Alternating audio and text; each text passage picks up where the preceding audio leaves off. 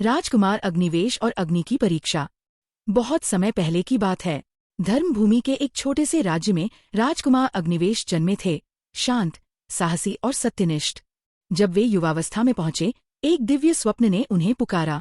स्वप्न में एक तेजस्वी देवी ने कहा, यदि तुम मेरे प्रकाश को जगाना चाहते हो तो तुम्हें 7 अग्नियों की परीक्षा देनी होगी। अग्निवेश ने प्रण लिया और चल पड़े उस रहस्यमयी गुफा की ओर जहां 7 अग्निशिखाएं जल रही थीं। पहली अग्नि, सत्य की। एक दर्पण प्रकट हुआ। उसमें उन्होंने अपने भीतर के दोष और भय देखे। उन्होंने कहा, मैं वही हूँ जो मैं हूँ, न छिपाऊंगा, न डरूंगा। अग्नि शांत हो गई। दूसरी अग्नि, करुणा की। एक घायल पक्षी उनके चरणों में गिरा।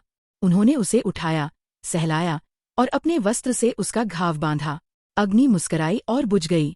तीसरी अग्नि, विनम्रता की। एक वृद्ध साधु ने पूछा, तुम राजा हो या सेवक? अग्निवेश ने उत्तर दिया, मैं केवल ईश्वर का दास हूँ। अग्नि शांत हो गई। चौथी अग्नि, बलिदान की। एक स्वर्ण मुकुट उनके सिर पर था। उन्होंने उसे उतार कर अग्नि में समर्पित कर दिया। राज्य से बड़ा धर्म है, उन्होंने कहा। पांचवी अग्नि, धैर्य की। समय थम गया। कोई उत्तर नहीं, कोई मार्ग नहीं। अग्निवेश ध्यान में बैठे रहे, घंटों, दिनों, शायद वर्षों। अग्नि अंततः शांत हो गई। छठी अग्नि, भक्ति की। एक अंधकारमय कक्ष में वे अकेले थे। उन्होंने आंखें बंद की और माँ का नाम लिया, हे देवी, मैं तुम्हारा हूँ। अग्नि ने उन्हें आलोकित कर दिया। सातवीं और अंतिम अग्नि, प्रेम की। एक दुष्ट राक्षस प्रकट हुआ। अग्निवेश ने तलवार नहीं उठाई। उन्होंने कहा, मैं तुझमें भी ईश्वर को देखता हूँ। राक्षस रो पड़ा और अग्नि शांत हो गई। 7 अग्नियां बुझ गईं। गुफा में प्रकाश फैला। देवी प्रकट हुई, तेजस्वी, करुणामयी।